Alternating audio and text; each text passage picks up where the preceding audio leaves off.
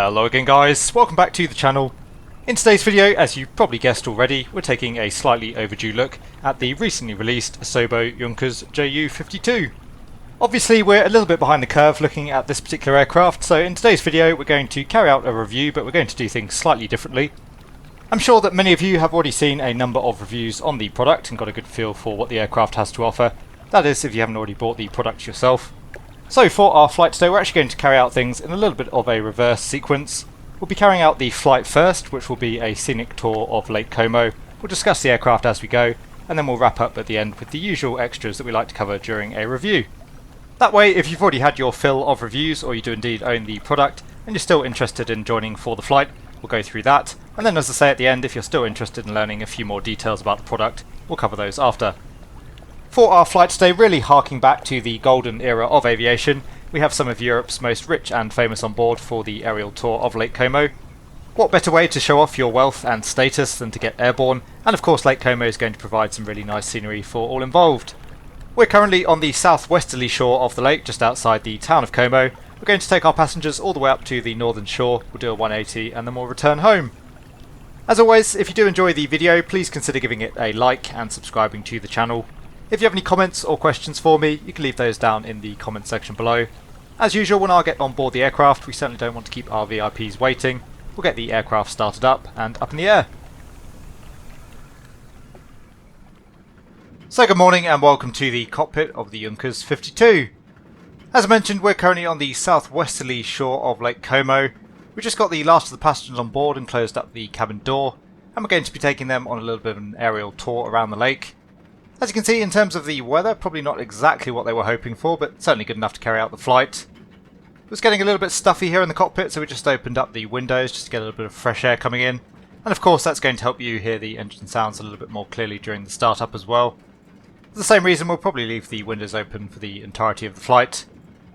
Anyway, as usual, we'll carry out the relevant checks, get the aircraft started up. So the battery master is on, throttle levers are set to idle, oil fuel supply levers are set off.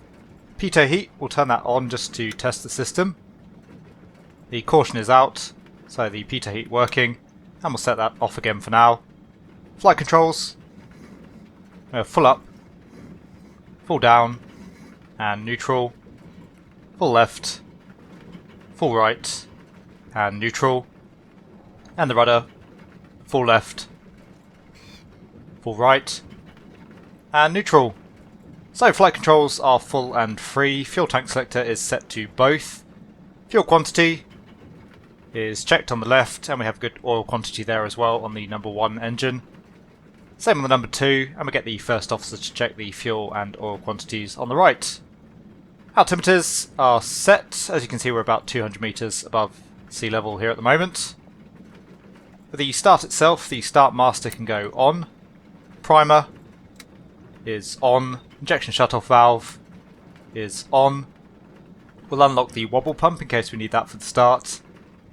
And we'll get the nav lights and the beacon on. We'll be starting the number 3 engine first, so the oil fuel supply lever for number 3 can go to the start position. Ignition delay is set. Magneto cap we can pull. Magneto switch is set to both. Mixture lever is full rich. And we get the first officer to check that the number 3 engine is clear and give them a bit of a shout. Clear prop! And we'll engage the number 3 starter. So we have a good start on the number 3, you can hear the engine sputtering into life there. Oil pressure has come up, the oil fuel supply lever can go to the run position. And we'll just come up slightly on the throttle, let the engine idle around 800 RPM until it's warmed up a little bit. So good start on number 3, we'll start the number 1 engine next, same procedure as before, so the oil fuel supply lever can go to the start position. Ignition delay is set, magneto cap has been pulled, magneto switch is set to both. Mixture lever is set fully rich, and just checking that the number 1 engine's clear, which it is, and engaging the starter. So good start there on number 1. Again, the oil pressure has come up, so we'll move the fuel oil lever to the run position. And again, just nudging the throttle up there to idle roughly around 800 RPM. Just come back ever so slightly on the number 3 engine there. So number 1 and 3 are started. We can lock the wobble pump once again, we're not going to need that any longer. And lastly, just the number 2 engine, of course, to start. So oil fuel supply lever can go to start. Ignition delay switch is set. Magneto cap has been pulled. Magnetos are set to both. Mixture lever is set fully rich. And starting the number 2.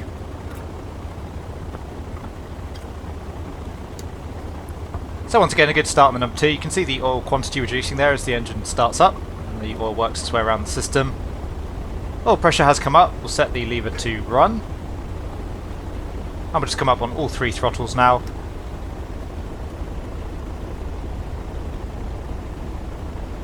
So the after start checks, ignition shut-off valve is off, primer is off, taxi light can go on. Inlet oil temperatures, we're looking for above 40 degrees Celsius ideally, but as you can see at the moment we're still on the stops of the gauges. Just to save a little bit of time for the video today, we'll continue on as normal. So that's the startup complete. We'll get ourselves clear of the jetty, we'll taxi out towards the takeoff area, and I'll come back to you again once we're ready for the takeoff.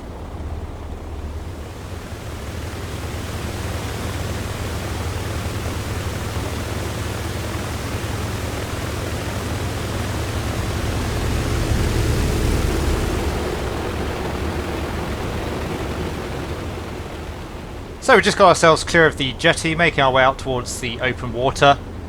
Last of the before takeoff checks, there'll be a flaps up takeoff. The drive clutch is in for the trim. Landing light is on. We'll stand the throttles up. We're looking for at least 1500 RPM with the throttles at 50%. So get there on the power. T's and P's are checked. We'll come all the way up to full power.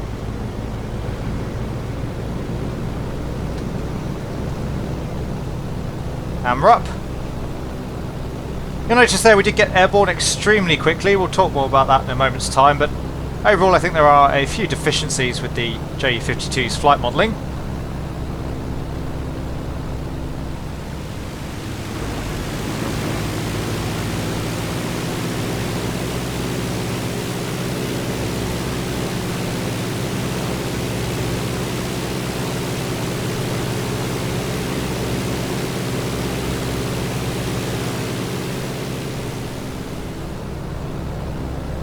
And the after takeoff checks, we'll come back to our climb power setting now. I find that 0.8 atmospheres works pretty well. Again, we'll talk more about it in a moment, but the documentation with the aircraft is pretty much non-existent, so you do rather have to make your best guesses as to how to operate the aircraft. Anyway, climb power is set, landing light can go off. Flaps are up.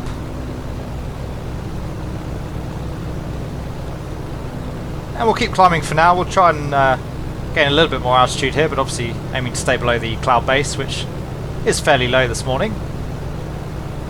Just come up through 500 meters at the moment, which is around 1500 feet.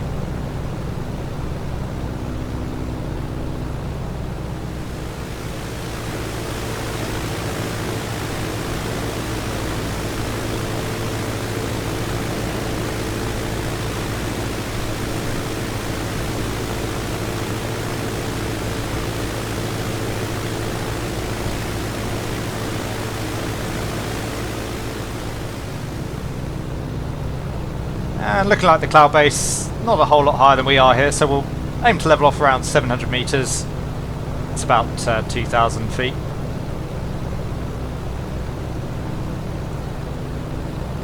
So 700, pitch the nose down. We're already at our cruise speed more or less, so we'll come straight back off the throttles. I find that around 1700 RPM works pretty nicely to give us a 180 km/h cruising speed.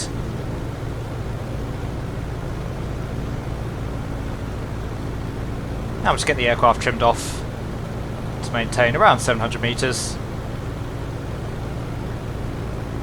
Should still be low enough to give everyone a nice view of the lake as we go.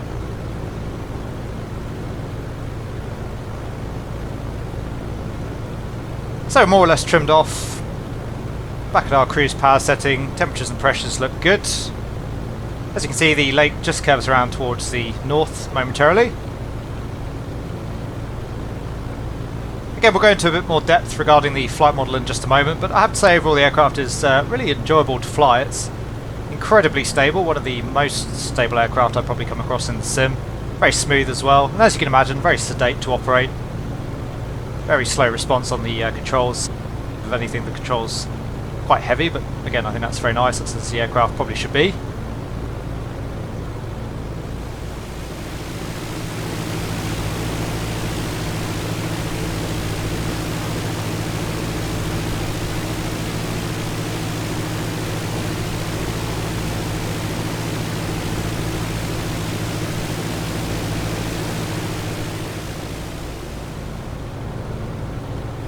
Yeah, so in terms of the flight model, overall I think the flight model of the JU-52 is nice. It does feel representative of the aircraft, but it does seem to have a couple of deficiencies to my mind. Firstly, the takeoff. It's actually possible to become airborne at incredibly low speed during the takeoff. To be fair, the aircraft by default is empty, more or less, but today we've loaded up with a full load of passengers, and as you can see we got off the water incredibly quickly nonetheless.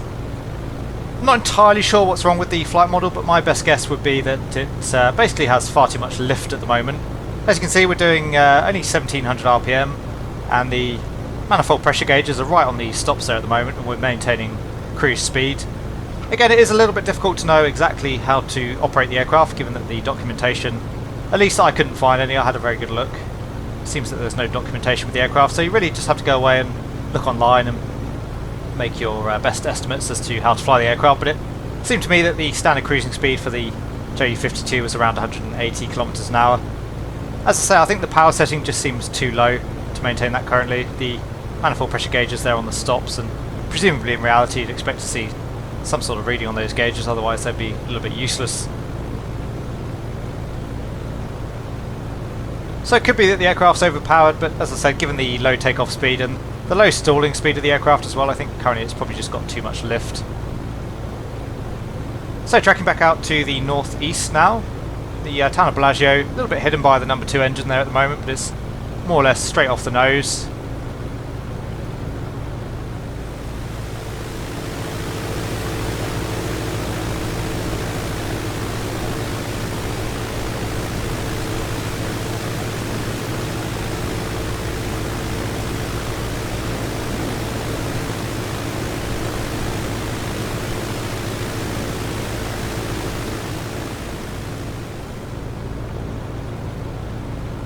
So just tracking up towards the north now, we've got the town of Bellagio just off at our 1 o'clock, passing just down below us.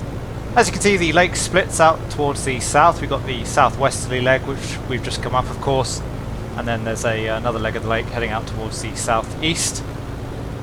Anyway, we'll continue northbound. As I said, we'll give the autopilot a go just to demonstrate that. So my understanding is basically you set the heading reference. I think it's really more of a gyro pilot than an autopilot, but we're currently heading about 025 there at the moment. So we'll set the heading bug for 025.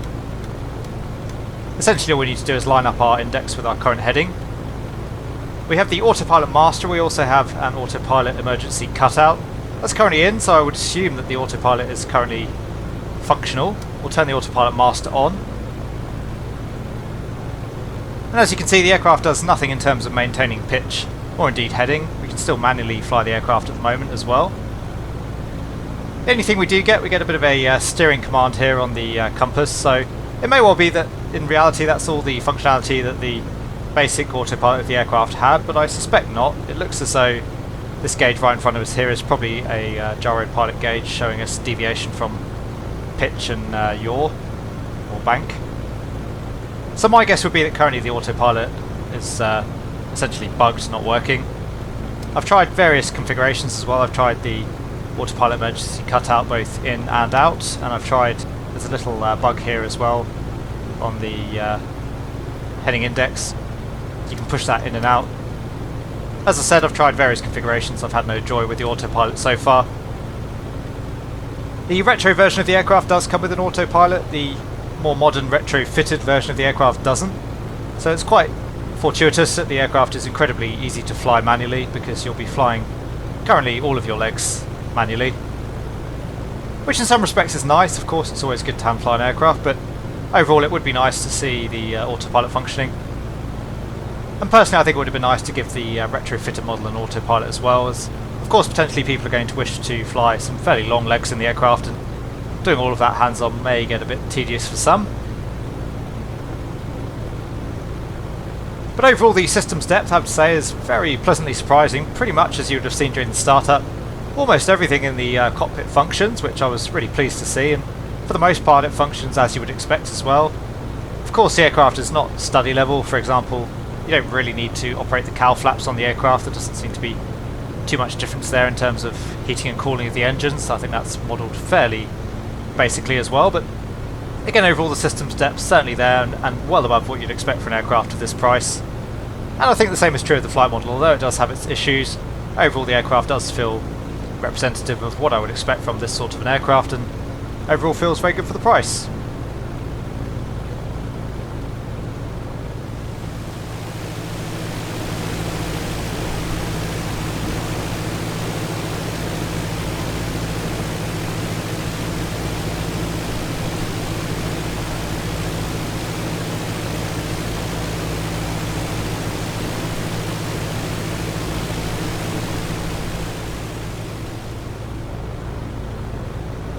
Overall, as you'll have noticed, I think the modelling of the aircraft is really excellent. I think probably Asobos' best effort to date. Both internally and externally, the aircraft looks wonderful, and the attention to detail is really nice. The texturing as well, I think it's really well done in terms of appropriate texturing and colouring. My only real gripe with the modelling that I've found, I don't much care for the prop discs. I think they're rather ugly, particularly under certain lighting conditions. You might not be able to make it out in the video, but there's a little bit of a strange white line as well running through the prop discs. And one other thing which may or may not be accurate to the real world aircraft, but if we get the taxi light on there, you can see there's quite a significant reflection off the prop disc from the lights, which as I said may be accurate, but again it's a little bit unsightly, and it does make visibility at times a little bit restricted in the aircraft. Worth talking though about visibility in the aircraft. As you can see, the visibility in the J52 is actually really excellent. It's a really nice panoramic view out of the cockpit. So really nice option for cruising over long distances in the sim.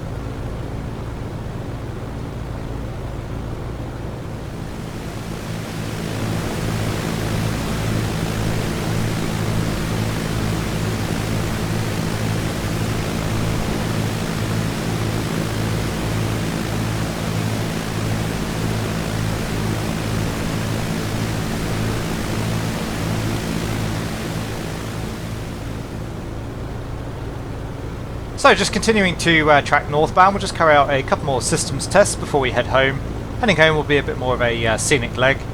So we're going to tune up the Serrano VOR, that's 113.7. All we get on the aircraft is a COM1 and a NAV1, so pretty basic in terms of avionics. But there's enough there in terms of functionality. So it's 1137, and as you can see all we get is a very basic RMI which will just point straight towards the station. But again, that's enough functionality that you can navigate the aircraft using VORs, which is nice to see. Of course you do get slightly more advanced avionics in the retrofitted version. We'll look at that in a little bit more detail later on in the video. Anyway, as I said, the lake sort of narrows up momentarily heading through the mountains and then opens up again out towards the north. We're going to continue all the way out to the north towards the town of Campo. And once we're up at the northern shore of the lake, we'll make a bit of a 180 turn and head back. Yeah, so even the 1939 version of the aircraft, enough functionality there that you can fairly accurately navigate the aircraft over long distance, as long as of course you've got VOR coverage. No GPS that I could find in the aircraft, no pop-up either. Again, difficult to know without any documentation. Maybe Asobo have indeed modelled one, but I haven't found any click spots to date.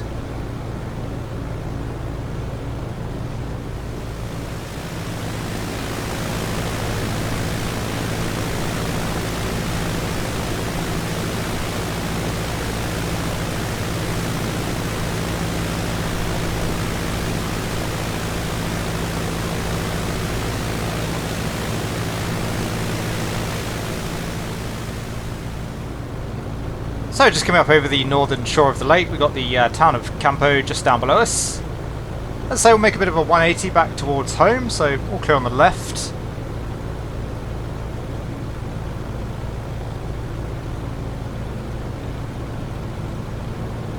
And again, the aircraft pretty slow, rather lumbering on the controls, but again I think that's really nice.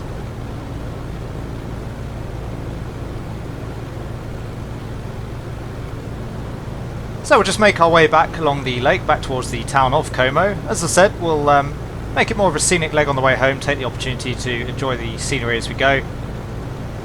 And I'll come back to you again once we're ready for the descent and arrival into Como.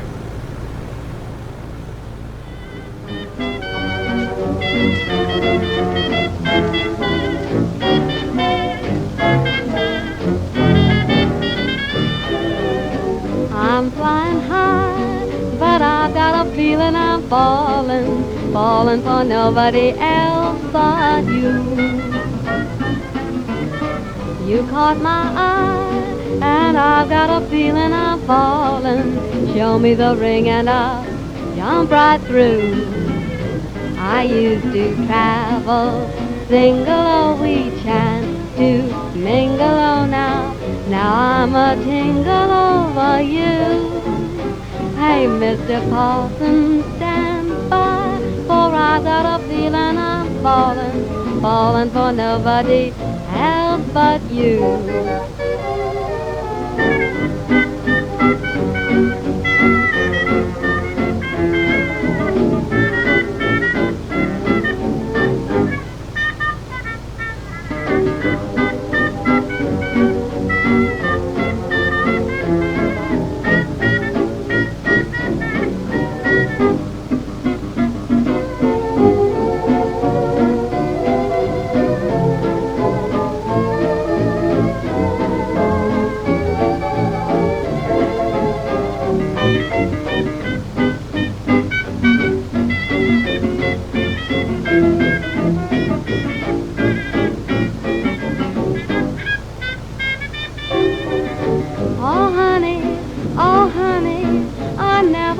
This way, romantically, I'm up in the air.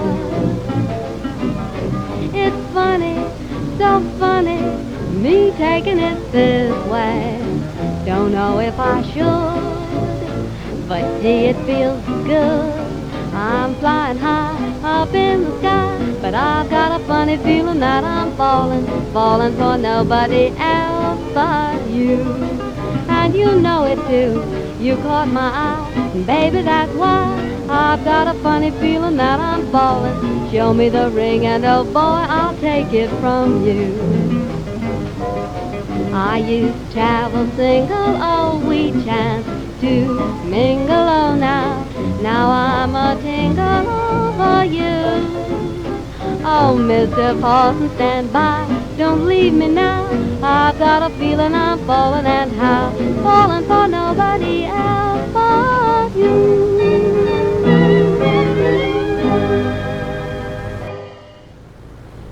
So welcome back to the cockpit. As you can see, we are just approaching the town of Como. You can see that off towards the southwest.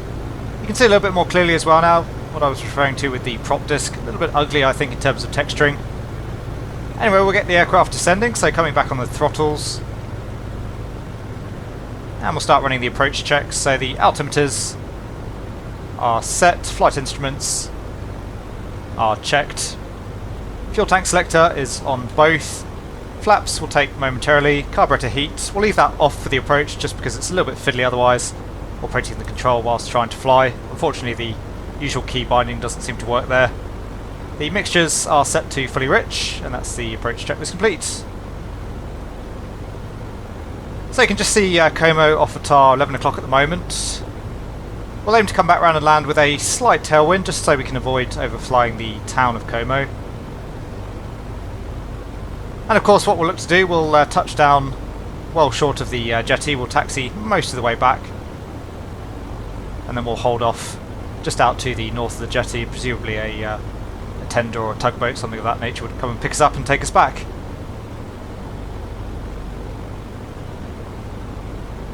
Come all the way back on the throttles. We'll just keep the pitch momentarily, let the speed bleed off, and then we'll take the flaps.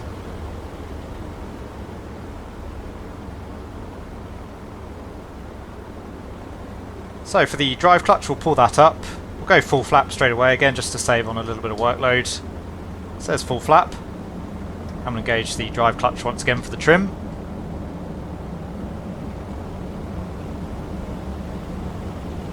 Once the aircraft gets slow, it does need a little bit of elevator, even with full up trim at the moment, just to maintain straight and level. And again, we've got full flap, we've got very little power on here at the moment. We're only doing a fairly shallow descent rate, and the aircraft's still maintaining about 120 kilometers an hour. So, as I said, I think the flight model not quite right in some respects. And similarly, keep a good eye on the airspeed indicator as we land. You'll notice that we can get incredibly slow before the aircraft actually touches down.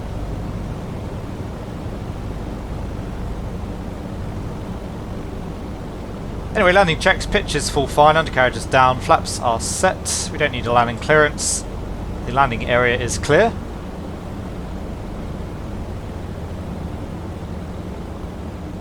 We'll just keep tracking southwest bound momentarily, we'll swing around back out towards the south for the landing.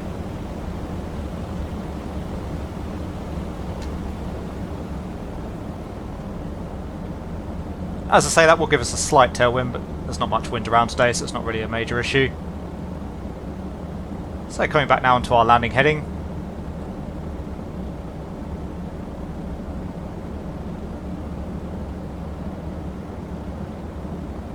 Again, the aircraft becoming quite heavy in pitch as we get slow. You'll see we're just coming through 100 kilometers an hour at the moment, which is only around 60 miles an hour, and we're still flying.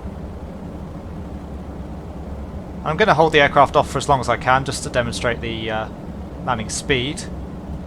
So back through about 75 kilometers an hour now. There's touchdown. So as you can see, we can get pretty slow. We can probably do slower than that still, but anyway, we've touched down. We'll let the water slow us down. As I said, we'll just point ourselves roughly back towards the jetty. And we'll taxi part of the way back in, and then we'll hold short of the jetty area itself.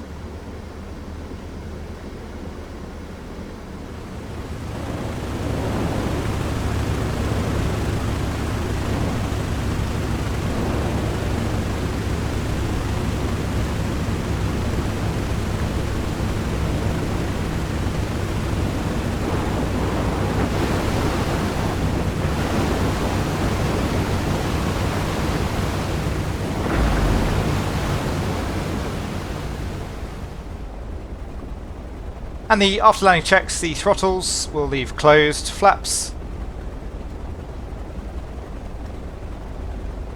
are up, elevator trim, we'll set 2 units nose up. Landing light is off, same for the taxi lights. Pitot heat can come off. And the parking checks, the throttles are idle, we'll cut the mixture on engines 2 and 3.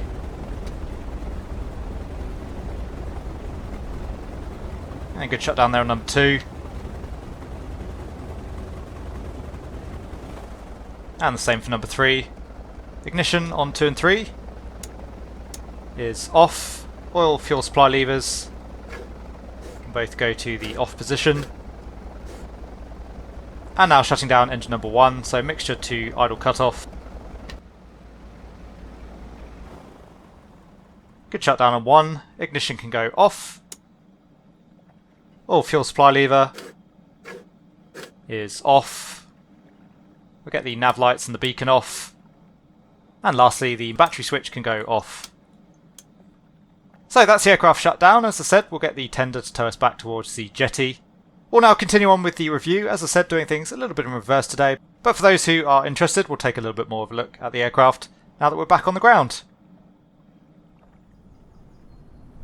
So I think overall during the flight we had a pretty good opportunity to get a feel for the product. We'll just cap off the review touching on things that we didn't get a chance to see during the tour of Lake Como. Once we've done that, as usual, we'll wrap up the review with my overall thoughts and opinions on the product. We're currently on the ground at Alzate Brianza Airport, which is just out to the south of Lake Como itself. And the more eagle-eyed amongst you may have noticed that we're actually looking at a slightly different Ju-52 now. As I mentioned during the flight, the Asobos Ju-52 is actually a little bit of a buy one get one free. We get both the 1939 version of the aircraft as well as a more modern retrofitted version with the 3-bladed prop, as you can see. The first thing we'll do is just touch on the differences between the retro version and the more modern version. Asobos have certainly gone to some effort to make the aircraft distinctive from one another, which is really nice to see.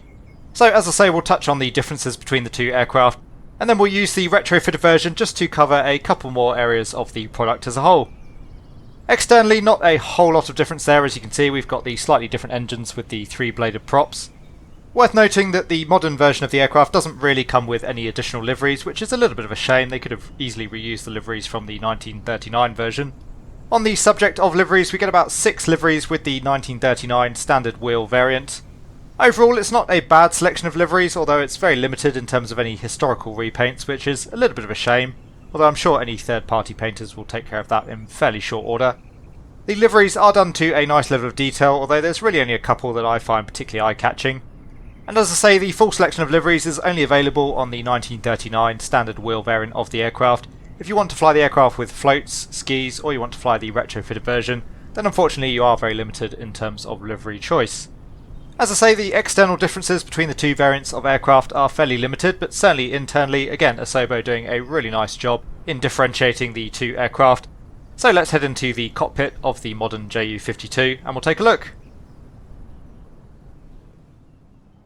So as you can see, the retrofitted version of the aircraft does indeed have a very drastically different cockpit from the 1939 version that we were flying just a moment ago. I believe the cockpit is modelled on a real-world example of the Ju-52. And again, my hat goes off to Asobos for doing that. It's really nice to see, and as I said, it's almost like a buy one get one free in terms of the product. Certainly, given the price of the aircraft, I think that Asobos have gone well above and beyond in terms of what they provided here. The retrofit Ju-52 does have some slightly more comprehensive avionics systems. Primarily, you do have a horizontal situation indicator, a proper attitude indicator, as you can see. We've also got 2 comm radios, 2 nav radios, a transponder as well, so you could quite happily use the aircraft on VATSIM. The only real deficiency, which as I mentioned earlier, strangely enough, the modern retrofitted version of the aircraft doesn't have an autopilot. So once again, it's a very hands-on machine to fly. The differences continue down the back of the cockpit. As you can see, we also have a more modern circuit breaker and electrics panel just located behind the pilot seats. Again, a really nice touch from Asobos, and once again, the functionality in terms of the aircraft systems, much more than I was expecting from the product, so a really nice surprise there. Just below the electrical panel you can see the entrance into the main cabin. Again, Asobos have gone to the efforts of modelling the cabin and it's done very nicely, so let's take a quick look down the back.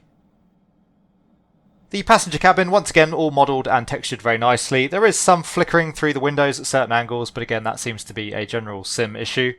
But again, overall a very solid effort and a really nice addition to a very competitively priced product. Briefly, in one of my previous videos I did have a request to show the default viewpoints of the aircraft, so we'll just run through those now. As you can see, overall they're a pretty reasonable selection, giving you some decent vantage points throughout the cockpit. And just to conclude the texturing and modelling of the aircraft, we'll touch on the cockpit night lighting. As you can see, overall the night lighting is pretty decent, if not a little bit brash. We have the option to adjust the instrument lighting up or down via a rheostat on both the captain and the first officer's side. The only slight issue I did find with the lighting, it seems as though the panel lighting is just a floodlight, and I couldn't find a switch for that in the cockpit. I may have missed it, but I was just using the L key here to turn the lights on. So as I say, it may be that there's a switch I wasn't able to find, but just bear in mind you may have to assign a key if you want to use the cockpit lighting on the retrofitted version of the aircraft. Just before we head to the conclusion section of the review, we talked a little bit about the flight model earlier, and the Ju-52 becoming airborne very early on, having very low stall speeds as well. We'll just briefly look at that before we conclude. So we now find ourselves on the runway at Alzate Brianza in the retrofitted Ju-52. Just for reference, we've got 50% fuel on board at the moment and we have a full load of passengers, so about 80 kilos in each seat down the back.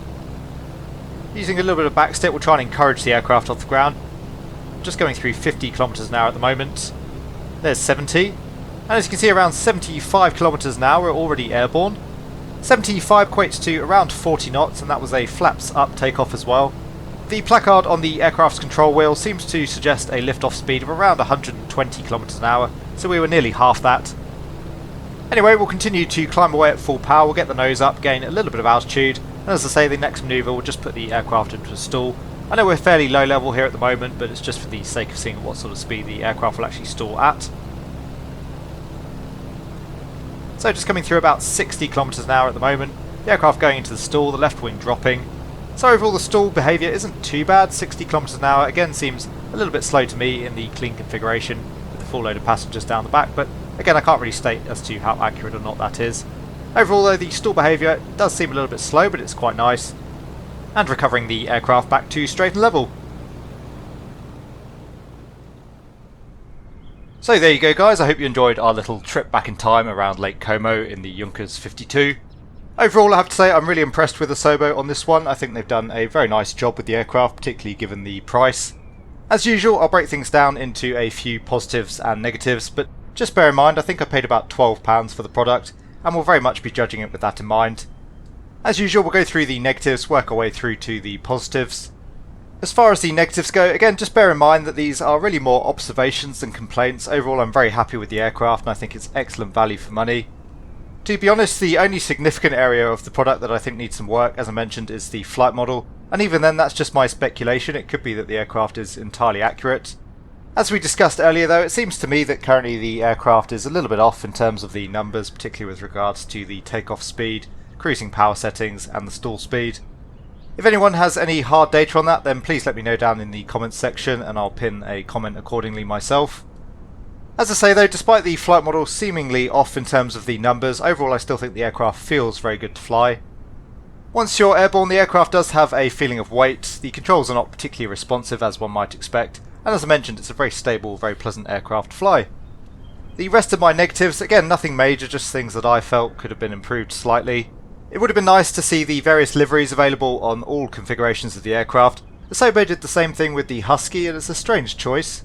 Transferring the liveries from one aircraft to another presumably would have been very little work, and of course it's always nice to have the choice as to which paint scheme you use. Fortuitously for me, I do actually prefer the silver and black livery, at least until some more historic liveries come along, so it doesn't really bother me, but I'm sure for some it would have been nice to have the option.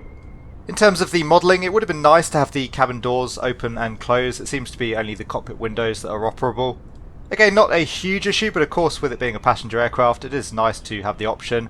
And again, presumably wouldn't have been a huge amount of work for Asobos to accomplish that. It's a little bit of a step backwards given that we did have an operable door on the Husky, and I was expecting that Asobos would continue to do that going forward. Again, as I mentioned during the flight, the only area of the aircraft in terms of its texturing that I wasn't very happy with was the prop discs. I don't think they look particularly good either internally or externally, and under some lighting conditions I would actually say they look quite bad. I would like to think that Asobos will hopefully address that at some point, but it will be interesting to see whether or not the aircraft gets any significant updates. Systems wise, again the aircraft really excellent overall. The only issue we found there potentially is the autopilot. The autopilot issues could well be down to user error or lack of understanding. Again, my sense is that it's probably just bugged at the moment. And again, very difficult to know whether or not you're operating the unit correctly without any documentation. And that brings me on to my last negative point for the product, which is the documentation or lack thereof. As I mentioned, I did have a pretty good look and I couldn't find anything myself. Again, please correct me if I'm wrong. But the lack of documentation, whilst not critical to enjoying the aircraft, it certainly makes it difficult to know whether or not you're operating the aircraft correctly. It would have been nice to have at least a basic manual included with the product. As I mentioned, you do get the inbuilt sim checklist, which does give you some guidance as to how to operate the aircraft, but it doesn't give you any of the background detail. So you either have to go away and source your own JU52 manual, which is not a very practical solution, or as I said, you just have to make your best guesses as to how the aircraft may have been operated. Overall though, I have to say the JU52 I think is a bit of a triumph from Asobos. It's by no means a study level aircraft, definitely if you're looking to purchase, it's more on the fun end of the spectrum. But nonetheless, overall I was really pleasantly surprised, and once again I can't emphasise enough, for the price it's an absolutely brilliant offering. My first positive about the product, overall I really like the idea that Asobos are going for here with their local Legends series. Obviously the JU52 is pretty different from anything else that we've seen in Microsoft Flight Simulator to date, and indeed not the sort of thing that you typically expect to see in a civilian flight simulation. But that's why I really like it. It's great to try something new, and if Asobos keep bringing us aircraft of this quality for this sort of price, I think it makes a really excellent expansion to the sim.